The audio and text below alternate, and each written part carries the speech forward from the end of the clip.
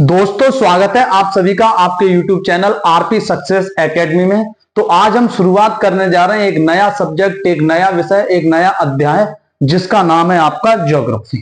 किसे शुरुआत करेंगे हम आज? ज्योग्राफी की क्या करेंगे शुरुआत? जियोग्राफी। देखिए बहुत सरल सब्जेक्ट है, एक बार ही पढ़ने से आपको क्या हो सकता है, याद हो सकता है। ज्योग्राफी या भूगोल। ज्योग्राफी को पहले समझना होगा।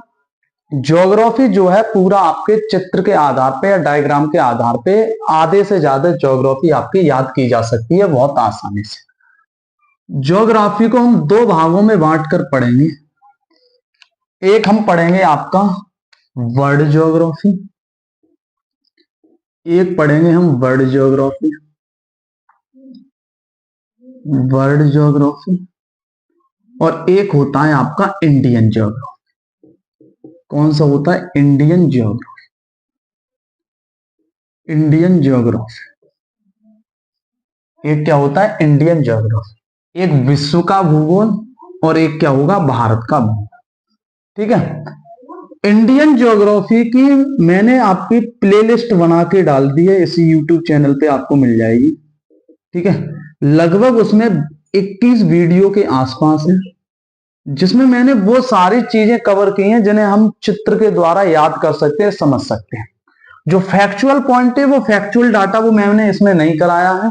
ठीक है। चित्र के द्वारा जो भी चीजें समझी जा सकती हैं, डायग्राम बना के जो भी चीज समझी जाती हैं, वो इंडियन ज्योग्राफी की मैंने आपको क्लास प्लेलिस्ट बना रखी है। तो वहां से आप जरूर देखिएगा, बड़ा डिटेल में डीपली प्रीवियस ईयर क्वेश्चन को साथ साथ लेके जो है मैंने वहां पे वीडियो को अपलोड किया हुआ है। ठीक है। लेकिन इसमें जो है हम लोग समझेंगे वर्ल्ड ज्योग्राफी जो है उसकी आज हम शुरुआत करेंगे। ठीक है। कैसे पृथ्वी की उत्पत्ति हुई, कैसे सूर्य, कैसे ग्रह आदि का क्या हुआ, निर्माण हुआ, कौन सा सिद्धांत है, कैसे क्वेश्चन आते हैं एग्जाम में, किस प्रकार पूछे गए हैं। ठीक है। तो उन सब पर बात करेंगे हम लोग। ठीक है। तो मैं इसे एक बार हटाता हूं, तो आप लोग यहां पर जो पढ़ेंगे वो पढ़ेंगे आज वर्ल्ड ज्योग्राफी। वर्ल्ड ज्योग्राफी पढ़ने से पहले हम एक छोटी सी बात पे डिस्कस करेंगे। देखिए हालांकि ज्योग्राफी शब्द में आपको बता भी चुका हूंगा, वहां पर अगर नहीं भी बताया हो तो वहां पर आप लिखें। जियोग्राफी शब्द दो शब्दों से, दो ग्रीक भाषा के शब्दों से मिलकर बना है, जियो प्लस ग्राफोस। जियो का मतलब होता है आपके भू, और भू का अर्थ होता है आपके पृथ्वी। क्या होता है? पृथ्वी। ग्राफोस का मतलब क्या होता है? वर्णन। वर्णन या इसे हम जो प्रयोग करते हैं अपने एग्जाम के लिए वो अध्ययन। क्या करते हैं? आपके अध्ययन, यानी पृथ्वी का अध्ययन। पृथ्वी का अध्ययन ही क्या कहलाता है? ज्योग्राफी। ऐसे ही आपका क्या है? भूगोल। भूगोल को क्या लिख सकते हैं? भू प्लस गोल। ठीक है। जैसे मैं आपको बताऊं, दो शब्द आपको यहां पर देखने को मिले, एक ज्योग्राफी और एक क्या मिला? भूगोल। ज्योग्राफी शब्द जो है वो आपके सबसे पहले दिया गया इरेटोस्थनीज के द्वारा। अब ध्यान रखें, एग्जाम में पूछा भी जाता है किसके द्वारा? इरेटोस्थनीज के द्वारा। और जो भूगोल शब्द है आपका वो मिलता है आर्यभट्ट की पुस्तक सूर्य सिद्धांत में सबसे पहले मिलता है। किसमें मिलता है? आर्यभट्ट की पुस्तक सूर्य सिद्धांत में जो है वो आपका क्या मिलता है? सूर्य सिद्धांत में आपका, सूर्य सिद्धांत में आपके जो है सबसे पहले भूगोल शब्द। हालांकि ज्योग्राफी शब्द किसके द्वारा दिया गया? इरेटोस्थनीज के द्वारा। और भूगोल शब्द किसके द्वारा दिया गया? ये आर्यभट्ट की पुस्तक सूर्य सिद्धांत में सबसे पहले मिलता है। ठीक है। दूसरी चीज हम बात करेंगे, जैसे ज्योग्राफी है तो ज्योग्राफी में हमने देखा किसका अध्ययन कर रहे हैं? पृथ्वी। ये जो भी पॉइंट तुम्हें ना पता हो वो लिख लीजिएगा, जो पता हो उन्हें लिखने की जरूरत नहीं है, या तुम आराम से नोट्स बना भी सकते हो। बेहतरीन नोट्स होंगे, आप प्रॉपर ढंग से जो है वो क्लास आपकी रेगुलर मिलेगी। ठीक है। तो मैं कहूंगा यहां पर पृथ्वी का अध्ययन। जब हमें ज्योग्राफी में लिखा हुआ है पृथ्वी का अध्ययन, तो फिर हम सूर्य के बारे में क्यों पढ़ रहे हैं? यूनिवर्स के बारे में क्यों पढ़ रहे हैं? उल्का पिंड के बारे में क्यों पढ़ते हैं? धूमकेतु के बारे में क्यों पढ़ते हैं? ठीक है। तो यहां पर मैं आपको यह समझाना चाह रहा हूं, इसीलिए पढ़ते हैं क्योंकि पृथ्वी की जो उत्पत्ति है वो कहां से हुई है? ब्रह्मांड से ही हुई है। कहां से हुई है? आपके ब्रह्मांड से ही हुई है या यूनिवर्स से ही हुई है। पृथ्वी की जो उत्पत्ति है वो किससे हुई है? यूनिवर्स से हुई है, कॉस्मोस से हुई है, ब्रह्मांड से हुई है, क्योंकि पृथ्वी भी यूनिवर्स का पार्ट है, हिस्सा है, उसी का एक क्या है? भाग है। ठीक है, तो आज हम शुरुआत कर रहे हैं ज्योग्राफी के बारे में बताया। हालांकि कोई भी एग्जाम में यहां से ज्योग्राफी से शब्द नहीं आता। इरेटोस्टनी, ज्योग्राफी शब्द सबसे पहले किसने दिया? इरेटोस्टनी ने, हजारों बार रिपीटेड सवाल है। ठीक है, ज्योग्राफी का जनक भी किसे कहा जाता है? आपके इरेटोस्थनीज को कहा जाता है। ये टर्मिनोलॉजी मैं ये भी आपको लिखाऊंगा, लेकिन पहले हम समझेंगे कि पृथ्वी का निर्माण कैसे हुआ, पृथ्वी की उत्पत्ति कैसे हुई। ठीक है, कैसे आपका ब्रह्मांड था, कौन से सिद्धांत को मान्यता है। ठीक है, आगे बढ़ते हैं।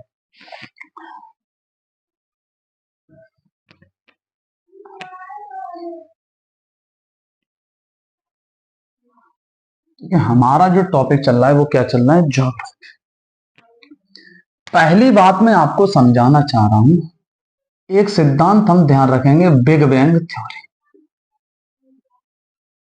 Big bang theory, big bang theory या बिग बैंग सिद्धांत, बिग बैंग सिद्धांत, बिग बैंग थ्योरी। ठीक है, big bang theory, big bang theory,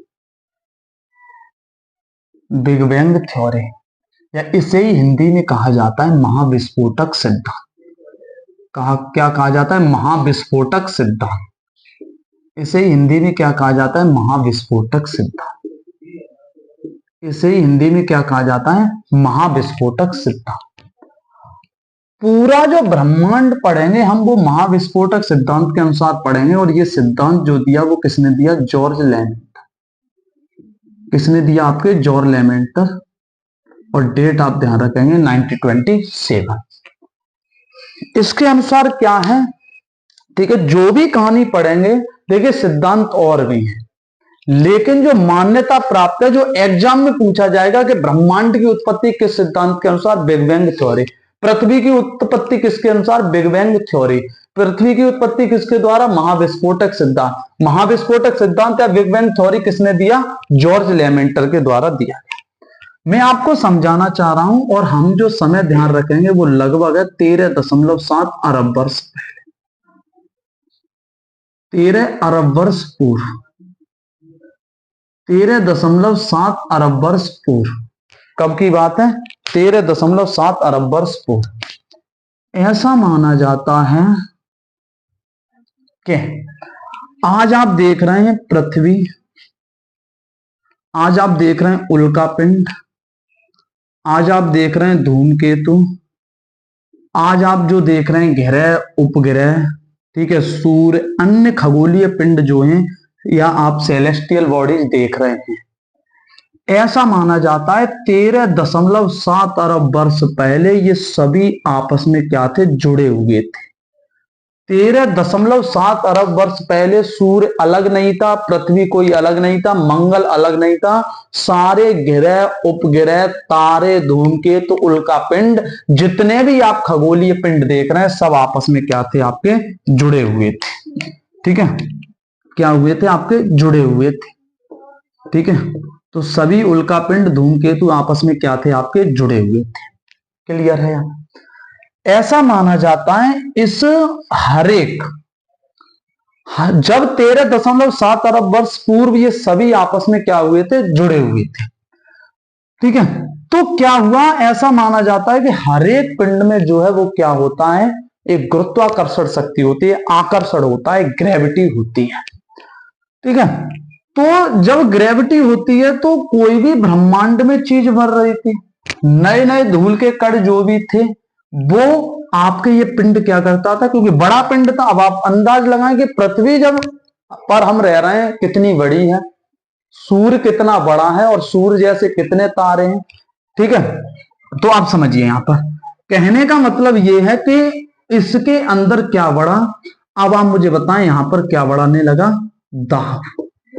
क्या बढ़ने लगा? दाब या प्रेशर बढ़ने लगा। इस क्षेत्र में या इस पिंड में क्या बढ़ने लगा, दाब बढ़ने लगा, प्रेशर बढ़ने लगा। और दाब और प्रेशर, अगर किसी वस्तु पे दाब बढ़ा रहे हो तो उसका क्या बढ़ जाएगा, अपने आप ताप बढ़ जाएगा, टेम्परेचर बढ़ जाएगा, क्योंकि प्रेशर जो है वो प्रोपोर्शनल होता है किसके, टेम्परेचर के। ठीक है, तो आपका pressure is proportional to temperature, यानी कि जो आपका दाब होता है वो ताप के क्या होता है, अनुक्रमानुपाती। यानी किसी वस्तु पे आप दाब बढ़ाएंगे तो उस पर क्या होगा, ताप भी बढ़ जाएगा। अगर किसी वस्तु पे दाब कम करोगे तो उस पर भी ताप क्या हो जाएगा, कम हो जाएगा। ठीक है, तो क्या होगा, और जो भी प्रेशर होगा उस पिंड के केंद्र में जाकर के निहित होता है। ठीक है, और केंद्र में जब जाकर के ज्यादा प्रेशर निहित होता है, ठीक है, तो वहां पर टेम्परेचर भी क्या होगा, ज्यादा होगा। टेम्परेचर भी क्या होगा आपका, ज्यादा होगा। टेम्परेचर भी क्या होगा, ज्यादा होगा। ठीक है, देखिए क्लास जो है वो बड़ी इंपॉर्टेंट है, आपको एक एक बात समझनी होगी। ठीक है, देखिए इसलिए लिहाज से नंबर ऑफ क्वेश्चन ज्यादा नहीं मिलेंगे एग्जाम, लेकिन उत्पत्ति को समझने के लिहाज से क्लास बहुत ही इंपॉर्टेंट है, कि पता तो चलना चाहिए जिस पृथ्वी में, जिस यूनिवर्स, जिस ब्रह्मांड में आप रह रहे हो। ठीक है, तो केंद्र में क्या होगा, तापमान भी क्या होगा, अधिक होगा, यानी यहां की अपेक्षा यहां पर तापमान क्या होगा, अधिक होगा। अगर सरफेस पे जो तापमान होगा, ठीक है, वहां से ज्यादा तापमान कहां पर होगा, केंद्र पर होगा। ये बात तुम समझ रहे होगे। हम पृथ्वी पर रह रहे हैं, जो भी दाब है, जो भी प्रेशर है, वो पृथ्वी के केंद्र पे जाके जो है वो क्या हो रहा है, निहित हो रहा है। ठीक है, दूसरी चीज अब आप इससे भी लगा सकते हैं, ताप और दाब और ताप एक दूसरे के अनुक्रमानुपाती होते हैं। सिर पर कोई वजन आप ज्यादा समय तक रखेंगे तो वहां पर क्या बढ़ जाएगा, दाब बढ़ जाएगा, प्रेशर बढ़ जाएगा। ठीक है, तो वहां पर आप देखेंगे जलन सी क्या होती है, उत्पन्न होती है। बचपन में तुम लोगों ने सभी ने सिर पे कुछ ना कुछ वजन रखा होगा, तो वहां पर जो आपके ताप बढ़ रहा है, जहां आपके गर्मी पैदा हो रही है, वो किसके कारण, क्योंकि तुमने क्या लगा दिया, प्रेशर लगा दिया, दाब लगा दिया। और जैसे ही प्रेशर हटाते हो धीरे धीरे वो क्या हो जाता है, सही हो जाता है। तो ऐसे ही क्या हुआ कि इस प्रकार यहां पर जो है वो दाब बढ़ता गया और ताप आपस में क्या हुआ, बढ़ता गया। 13.7 अरब वर्ष पूर्व क्या हुआ, इसमें जो है वो क्या हुआ, विस्फोट हुआ। इस ब्रह्मांड में क्या हुआ, विस्फोट हुआ। ये किसके सिद्धांत है, बिग बैंग थ्योरी या महाविस्फोटक सिद्धांत, जिसके कारण क्या हुआ, इस बड़े से पिंड के जो मटर के दाने के समान था, जो ठोस था, और ठोस वस्तु को, ये ठोस था, अब ठोस को तुम गर्म करोगे तो क्या होगा, उसमें विस्फोट होना ही है। तो जब इसमें विस्फोट हुआ, ठीक है, तो ये मैं केवल दो ही बातें समझाऊंगा, तुम्हारे एग्जाम के लिहाज से दो ही बातें इंपॉर्टेंट है। ये एक सरफेस उठाऊं, सरफेस, ये सरफेस में यहां की बात कर रहा हूं, ये इसके, इस क्षेत्र के, तो यहां से कुछ पिंड टूट के अलग हुए और केंद्र से कुछ पिंड टूटकर अलग हुए, इस केंद्र से कुछ पिंड टूटकर अलग हुए। अब आप मुझे बताएं, जो सतह पर दाब कम था तो यहां पर ताप भी कम था, यहां पर दाब अधिक था तो यहां पर ताप भी क्या था, अधिक था।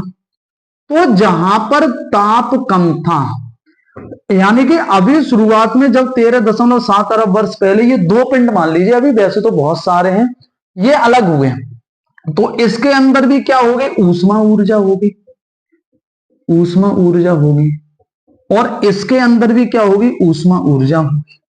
ठीक है, अब आप मुझे बताएं, ऊष्मा ऊर्जा इसमें जो है वो इसकी अपेक्षा कम है, यानी कि ये मान लीजिएगा आपके क्या है, ग्रह हैं, प्लेनेट हैं, और ये मान लीजिए आपके क्या है, स्टार हैं, तारे हैं। तो जब पृथ्वी या ग्रहों का भी निर्माण हुआ था, तो वो भी आपके क्या थे, एक आग का गोला थे, वो भी क्या थे, एक दहकता पिंड थे। आग का क्या थे, आग का एक गोला थे, दहकता पिंड थे। ठीक है, लेकिन उनमें दाब कम था, ताप कम था, धीरे धीरे धीरे धीरे ऊष्मा जो है क्या हो गई, अलग हो गई, विसर्जित हो गई, और वो धीरे धीरे क्या हो गए, ठंडे हो गए। सूर्य एक तारा है, सभी को पता है, सूर्य जो है वो केंद्र से निकला बन के, ठीक है, इसीलिए लंबे समय तक जो है वो उसमें दाब अधिक था, ताप अधिक था, इसीलिए ऊष्मा ऊर्जा का वर्तमान में भी आपका विसर्जन या उत्सर्जन क्या है, जारी है। उत्सर्जन सॉरी बोलेंगे यहाँ पर। जैसे आप देखते होंगे हाइड्रोजन किसमें परिवर्तित हो रहा है, हीलियम। लगभग आधी वर्ष जो है, आधी उम्र जो है वो सूर्य पूरी कर चुका है, ठीक है, आधी उम्र जो है वो लगभग उसकी क्या है, बची हुई है। एक दिन धीरे धीरे सूर्य की भी ऊष्मा ऊर्जा क्या हो जाएगी, समाप्त हो जाएगी। तो इस प्रकार आप देखेंगे क्या हुआ था, पृथ्वी, तारे, ग्रह आदि का निर्माण। लेकिन तुम्हारे लिए इंपॉर्टेंट है किस सिद्धांत के अनुसार, बिग बैंग सिद्धांत। ब्रह्मांड की उत्पत्ति किस सिद्धांत के अनुसार हुई है, महाविस्फोटक सिद्धांत। किसके द्वारा दिया गया, जॉर्ज लेमेंटर। हमारा ब्रह्मांड कितना पुराना है, 13.7 अरब वर्ष पूर्व। ब्रह्मांड का अध्ययन क्या कहलाता है, कॉस्मोसलॉजी, ठीक है, कॉस्मोसलॉजी। क्या कहलाता है, कॉस्मोसलॉजी। ध्यान रखेंगे एग्जाम का क्वेश्चन है ब्रह्मांड का अध्ययन। ये सभी एग्जाम के क्वेश्चन है कि बिग बैंग सिद्धांत किसके द्वारा, जॉर्ज लेमेंटर। महाविस्फोटक सिद्धांत भी यही है। ब्रह्मांड हमारा कितने वर्ष पुराना है, तो हमारा ब्रह्मांड 13.7 अरब वर्ष पुराना है। ब्रह्मांड का अध्ययन क्या कहलाता है, कॉस्मोसलॉजी। कॉस्मोस मतलब ब्रह्मांड, कॉस्मोसलॉजी यानी ब्रह्मांड का क्या हो गया, आपके अध्ययन। अब दूसरी चीज समझते हैं। आपने एक चीज देखी होगी, ठीक है, आपने एक छोटी सी बात समझी होगी कि जो आपका ब्रह्मांड है, ब्रह्मांड में आपने देखी, पृथ्वी को ले लीजिएगा, या एक पिंड हम पृथ्वी उठा ले रहे हैं, ठीक है, एक पिंड हम जो है वो पृथ्वी उठा ले रहे हैं। एक तो देखा होगा, आपने सुना होगा कि पृथ्वी जो है वो क्या कर रही है, अपने एक्सिस पे घूम रही है, अपने अक्ष पर घूम रही है। ऐसा क्यों है, अपने अक्ष पर क्यों। एक आपने देखा, मान लीजिएगा ये सूर्य है, तो एक आपने पढ़ा होगा पृथ्वी जो है वो किसकी परिक्रमा कर रही है, सूर्य की परिक्रमा कर रही है। एक इस प्रकार घूम रही है पृथ्वी या अर्थ, ये क्या है आपका अर्थ, ये क्या है आपका अर्थ, ठीक है। तो ऐसा क्या है कि पृथ्वी या हरेक पिंड, हरेक खगोलीय पिंड अपने एक्सिस पे भी घूम रहा है और किसी ना किसी की क्या कर रहा है, परिक्रमा भी कर रहा है। ऐसा इसलिए है, जब आप ध्यान रखें, मैंने आपसे कहा कि प्रत्येक पिंड में, प्रत्येक खगोलीय पिंड में गुरुत्वाकर्षण बल या आकर्षण बल होता है। यानी सूर्य जो है वो पृथ्वी को अपनी तरफ खींच रहा है और पृथ्वी भी सूर्य को क्या कर रही है, अपनी ओर खींच रही है। लेकिन सूर्य जो है वो बड़ा पिंड है, इसीलिए ग्रेविटी अधिक होगी। पृथ्वी जो है वो छोटा पिंड है, इसीलिए ग्रेविटी क्या होगी, कम होगी। तो यानी अधिक गुरुत्वाकर्षण वाला पिंड कम गुरुत्वाकर्षण वाले पिंड को अपनी ओर चक्कर लगाने के लिए क्या करता है, बाध्य करता है। यही क्या कहलाता है, परिक्रमण। यही क्या कहलाता है, परिक्रमण। यही क्या कहलाता है, परिक्रमण।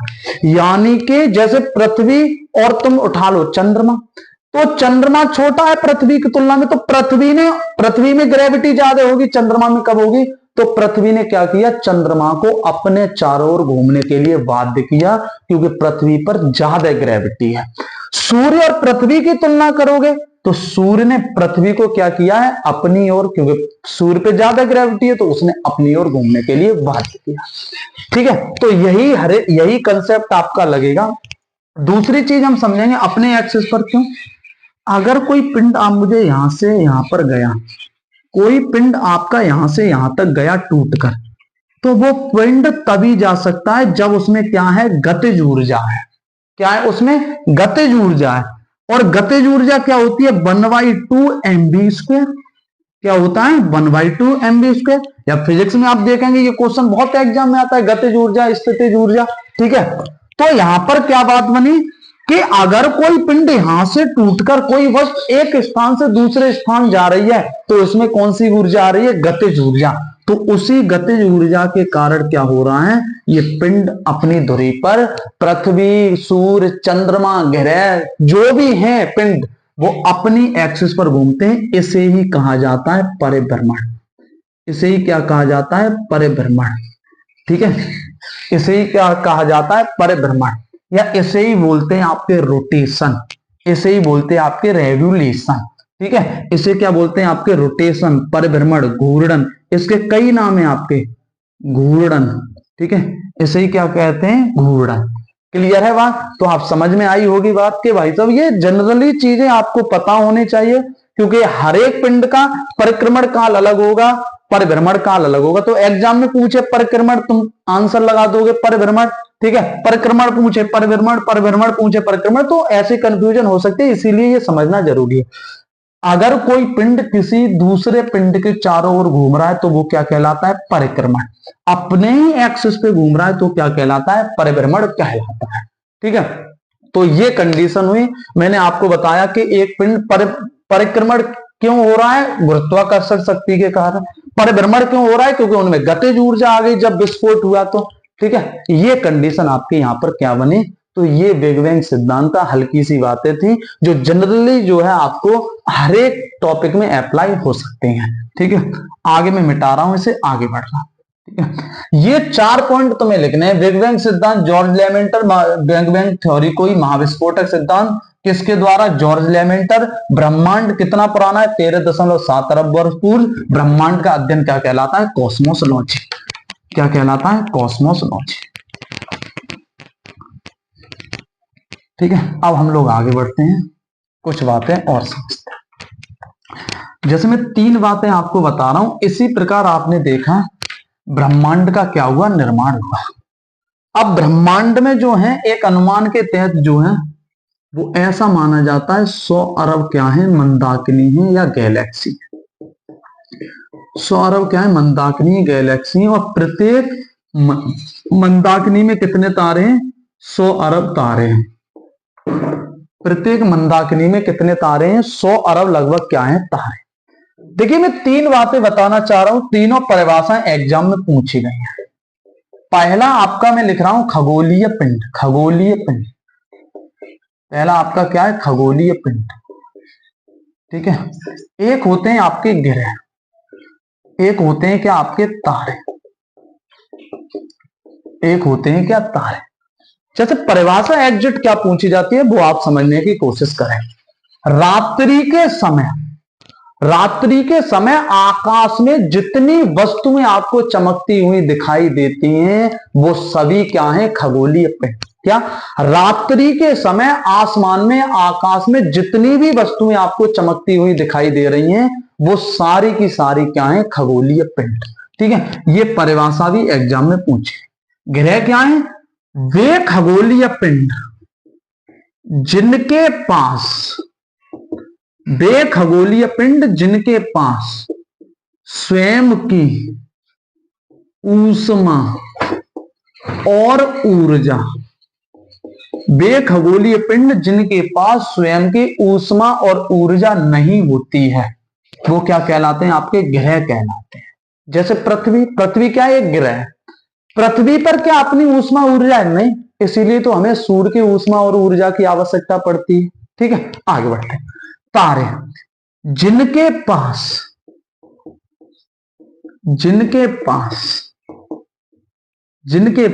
स्वयं की ऊष्मा और ऊर्जा होती है, जिनके पास स्वयं की ऊष्मा या ऊर्जा होती है उन्हें क्या कहते हैं? तारे कहते हैं। जिनके पास स्वयं की ऊष्मा ऊर्जा नहीं होती उन्हें क्या कहा जाता है? ग्रह। और जिनके पास स्वयं की ऊष्मा ऊर्जा होती है उन्हें क्या कहते हैं? सूर्य। जैसे सूर्य एक तारा है तो सूर्य के पास क्या है? खुद की स्वयं की ऊष्मा और ऊर्जा है, ठीक है। क्या है? स्वयं की ऊष्मा और ऊर्जा है, इसीलिए वो क्या है? तारा।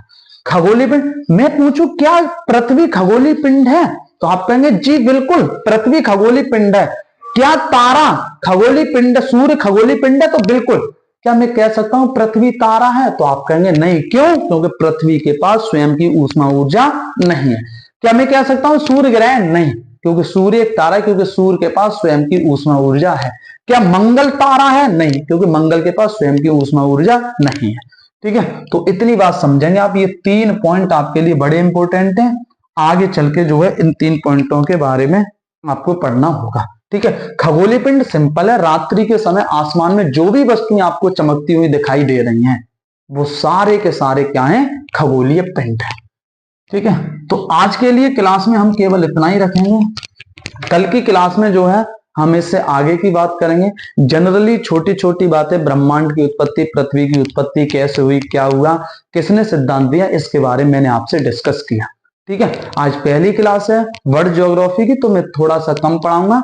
आगे जो है वो धीरे धीरे बढ़ाता रहूंगा, प्लस साथ में मैं यहाँ पर प्रीवियस ईयर भी कराऊंगा। ठीक है, जो भी एग्जाम है, जरूरी नहीं है कोई भी एग्जाम हो, रेलवे हो, एसएससी हो, कोई भी एग्जाम हो, चाहे आपका कोई भी यूपी का हो, ठीक है, आपके हर एक एग्जाम के लिए, हर एक वनडे एग्जाम के लिए ये क्लास बड़ी सफिशियंट है, बड़ी इंपॉर्टेंट है। कोई भी क्वेश्चन आपका अगर टॉपिक से पूछा जाता है तो छूटने वाला नहीं है, इतनी मेरी गारंटी है। तो आज के लिए केवल इतना ही, मिलते हैं कल एक और बेहतरीन क्लास के साथ। तब तक के लिए आप सभी स्टूडेंट्स का धन्यवाद।